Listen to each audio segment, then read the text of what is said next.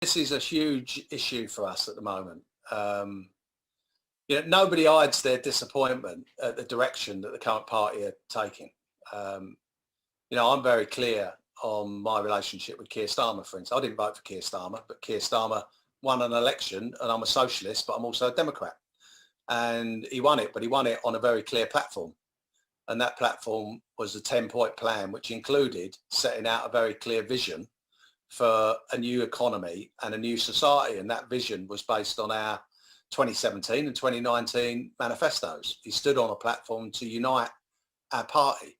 And of course, everything that he's done since has been pretty much the exact opposite of that, with the suspensions that are going on in our CLPs at the moment, with the lack of any clear direction or vision in our campaigning work, in our communities, the closure of our community organising department, the removal of Jeremy, of course, from the PLP. All of these things are indicating that he's taking a completely different route right now to the one that he won an election on.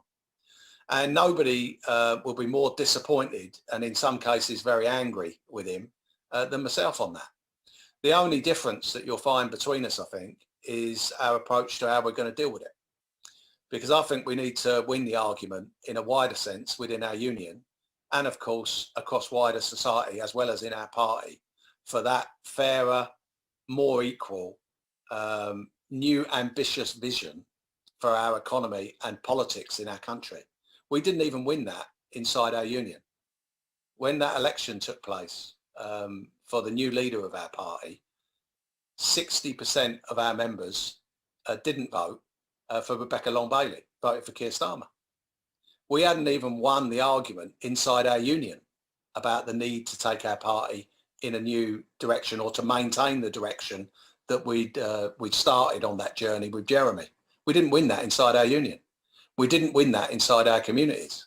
Now, we can have all the excuses in the world for that, but the reality is we've got to take our people on a journey and win that battle of ideas.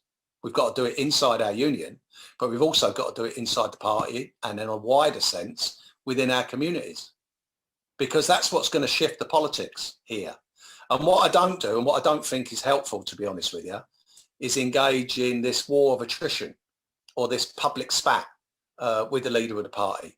People don't vote for divided parties. What I do know is that I'd rather have a Labour government than a Tory government, that I'd rather have a Labour mayor than a Tory mayor, and I'd rather have Labour councils than Tory councils.